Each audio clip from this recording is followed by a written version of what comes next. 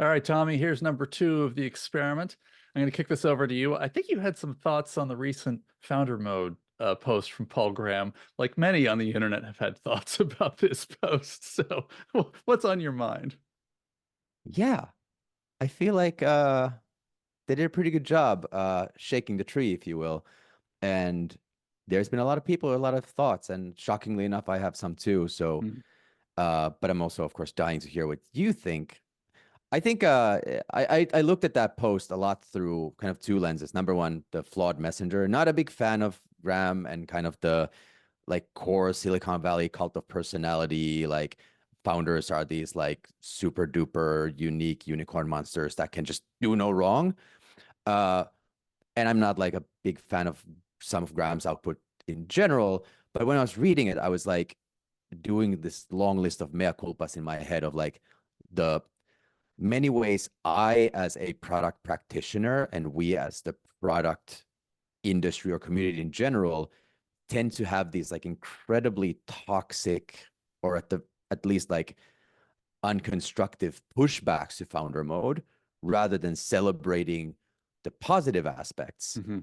And so I was reading it almost like, flushed and kind of like ears burning as I was going through all of the many ways that I have had failed to kind of capture the tailwinds of founder mode into my sales throughout my career and like pushed founders out or tried to create layers of protection of hippo and executive swoop and poops and all that stuff. And yeah, I it really hit home. And for the record, I do think founder mode is an incredibly important thing, just separating the founder from the mode. You know what I mean? Yeah. I tend to be more of a fan, possibly, than you of a lot of what Paul Graham has to say, uh, because I think they're often good pushes. I mean, what you get like his post is just rife with survivor bias.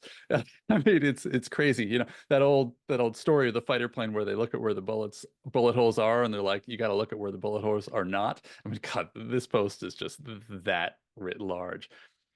But but we've all seen situations where let's call it a professional CEO, someone who's not the founder, has come in and maybe not quite had the conviction, not had the ability to take risks, not been able to see things through because of the short-term pressure from the board or Wall Street or whatever it is.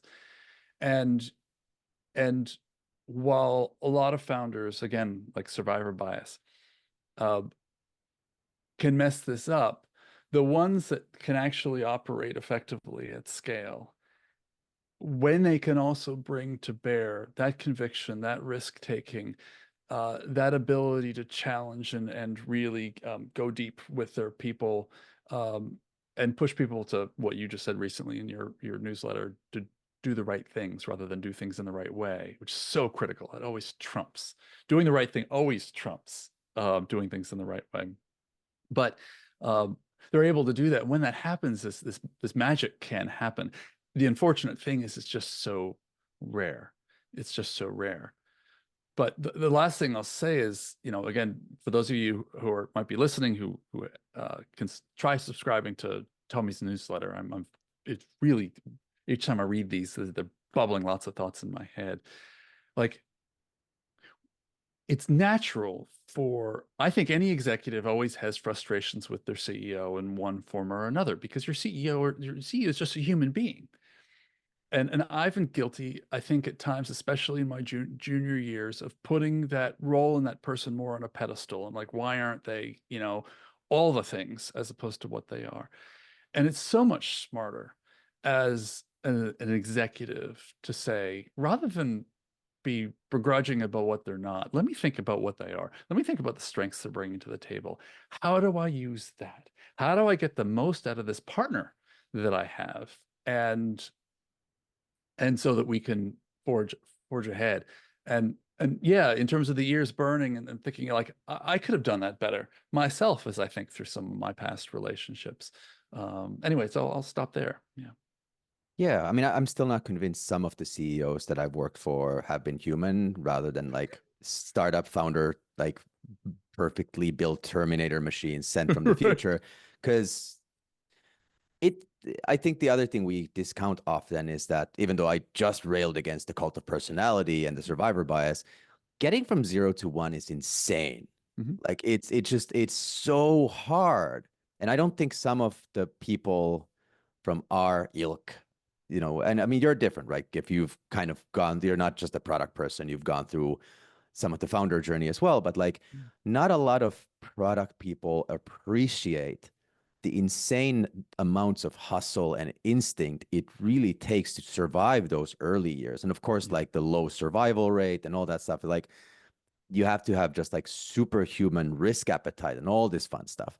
Yeah. So, and it's weird because oftentimes, and I looked at this kind of through the lens of my own journey, where I usually join at the point where the founder has already realized, like, uh-oh, there's a limit to how far I can like push this with just my Yep. grit and perseverance.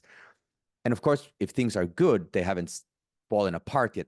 So the founder has enough self-awareness to see like a couple of steps down the road and be like, this is going to hit a brick wall. And then of course, sometimes it's like you come when the founder has already like learned the hard way that this thing isn't going further. Yeah. But my point is that either case, when a new leader comes in, and I mean, you kind of brought the scenario of like the hired gun CEO that replaces the founder, Right. like that's one mode, right? But then there's the mode where like the founder replaces their court, if you will, their like leadership team with like Yep. seasoned people. And that's tough because the founder is still bubbling with founder mode. They have like 3 years or 5 years or 7 years of like, this is how success is created. They were probably super inexperienced when they started the company. So their entire universe of like learned experience is the way to get success is to just like rush head on. Yeah. And then you and others as like more mature executives come in and you're just like measure twice, cut once, and create process and formal research, which is all the right things, right? Again, like do the right things, do things Mhm. right. But in that frail and fragile transition, you end up creating a lot of inertia if you like overcorrect. Right. And again, like if you discount how much the founder's head might be full of just raw market knowledge and customer awareness. But the thing is, they're usually also really bad at documenting because it's just not a valuable thing early on. Yep. And you might think the company has no idea what the hell is going on, but it's just all locked in the founder's head. And it's a huge part of your job to like Mhm. open those locks and like formally pull it out of there. This partnership is so critical. I'll come from the perspective of like a chief, whatever the title is, chief product officer, Yep. VP of product, whatever it is. Um, your partnership with the CEO is really, really critical, makes or breaks you. And and so like there's two aspects of this that might be worth quickly touching upon. One is one of the things that I think about because I beat myself up over doing it poorly, is due diligence. Like and on yourself as well as on the other person. Like really thinking about the kind of CEO you need to work with, want to work with, that kind of stuff. And then figuring out how you due diligence, whether they are actually that. Because of course, in interview mode, everyone's in sales mode. So you never get like the hardcore truth. So I spent some time thinking about that. What's interesting about some of the things you've also been touching upon though is like tactically, what do you do? So you're a product leader. So let me ask you this, right? You've just come out of quite a few runs of this. You've just seen this movie a few times, coming in as a product leader, experienced product leader with a founder who's now trying to get the organization to grow up. As you reflect back and think, you know what? I should have done X. Now, a lot of this is context specific. So, Yep. but are there tactical things that you know you at least want to try? You're most likely wanting to try next time around? Yeah, I think it's like thinking through like almost my first 90 days, like how do I apportion my time, Huh? right? If there's an existing product and engineering team, like historically, I have over indexed on like meeting with all the product and design and eng leaders and forming tight alliances and winning over the engineering managers and kind of like Yeah. more like functional relationships. And then as I kind of grew up, I started correcting more to like forging relationships with my peers, like Yeah. fellow executives. What I'm realizing is I need to continue cranking up the dial of looking upwards, Yep. like board and CEO, and not necessarily direct relationships with the board, Right. but like fully immersing myself in like what's on the board decks, what is the board thinking about, what's the board happy with, what's the board angry about, like, and as a result, what's like stressing the CEO out, and kind of where is that existing momentum. And if you don't spend enough time with kind of the upwards part of the org, which usually in kind of our case is just the board and the CEO, it's really hard. I mean, of course, it's equally hard if you don't forge those like functional relationships and the engineers thinks you're an asshat. It's like, You got to do it all. Yes. yeah, but I have, and this is because of how I came into product as like Yeah. a software engineer, whatever. Like I just have an affinity bias towards those relationships. I need to continue every tour of duty, slightly jack up the understanding the founder, understanding what's created success thus far. And really, it's just like mapping out where you are. Like you can't navigate if you don't know where you are. You know what I mean? Yeah. Yeah. Right. And really trying to understand them. How do they like to work with someone? What triggers them? How do they like to receive information? How do they process decisions? Um, what kind of vision do they have? How can they be pushed, and where do they not want to be pushed? Uh, it's like, and the faster you could learn that stuff, and it takes time. It's relationships, business, but the Yep. faster you can learn that, the more you can learn before you choose to go to an organization, the better. And oftentimes, the best hack, if it's possible, is to talk to someone who's no longer there, who worked with that CEO, not to get them to throw the CEO under the bus, but to help you understand whether you fit that person. Yep. That word fit to me is always the key thing here. But then once you're there, really thinking about how you maximize that relationship, how you get the most out of that, as you say, rather than being frustrated with certain limitations, any CEO has limitations. Rather than being overly frustrated by that, really thinking about the positives and how you get the most out of them so that everyone can win. Anyway, good advice from you. That's, yeah, that's loved how you built on that. And I found also like it's good taking stock on how the existing R&D technology product team thinks about like if there's already this like I said earlier, sometimes you come into a situation where like the waters have been muddied quite a bit Yep. already. And there might already have been some transgressions and the team might be like, oh, that founder better stay away from, Right. our roadmaps. And it's like a relatively long coaching process to like nurture that back into health and kind of help all the Yep. engineers and product people to accept and embrace the good parts of founder mode and have that sense of, I mean, everybody in the context we work in is a shareholder, so like you have to also help them understand that Yeah. it is in all of our best interests to drive this business hard and act as owners, and at the same time kind of like coach the team to like be more open with their roadmaps, be more open to Yeah. outside feedback, treat different sources of feedback as kind of not as tainted versus like we kind of have this like pride thing where like if we didn't come up with like an insight, if our pure research methodologies didn't bubble up an instinct or insight, it doesn't exist. And all the while you've got like the founder is probably like grinded it out with people like customers and people in the market for like years, and you got customer success or support people sitting on the phones every day hearing insight, Yeah. and then the product team might have this like tendency to insulate itself rather than like embracing different sources of input. And to me, that's a huge part of this founder mode debate is what sources of input are valuable, like whether they come from the product echo chamber or not. Right. And for me, I'll take any source of input that could lead to a better decision. I don't care where Yeah. it's coming from or what it is. The last thing I'll say before we break is I think I, I, just want to build on, on, um,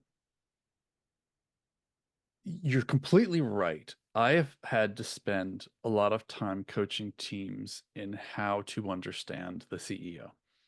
And you have to be super careful with how you do it because it could bubble back to the CEO, right? So the words you choose, you have to be very tactful and very positive and very reinforcing of the CEO.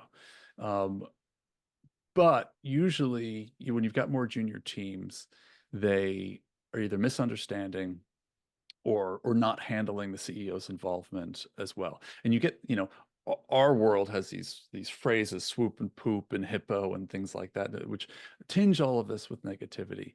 And so training your teams to understand and to ask, explicitly ask, for example, the CEO, are we in brainstorm mode or are you actually telling us, giving us an order? And the same thing actually for you as the chief product officer. Yep. And understanding how to act differently in those two different modes and how to ask and how not to freak out and how not to be reactive, and to know when to escalate, so that they can have these really rich, vibrant interactions where like brilliant, interesting insights can pop from the CEO. And yet it doesn't turn into a defensive reaction. It doesn't turn into foolish overreaction. Um, that coaching tends to be pretty important and I think pretty common across organizations, especially where their founder is involved. So Absolutely. I'll wrap there. Yeah. Any last words from you before we break? Yeah. It's like half a reaction to what you said and half teeing up probably not next week's topic, but a future topic in a couple of weeks, which is kind of the classic Ben Horowitz wartime CEO, peacetime CEO. In my reflection of my past and kind of the working with founder mode, uh, and kind of making some mistakes as a young grasshopper product person coming up through the ranks, I've come to realize that a lot of our industry and a lot of our craft is a peacetime craft.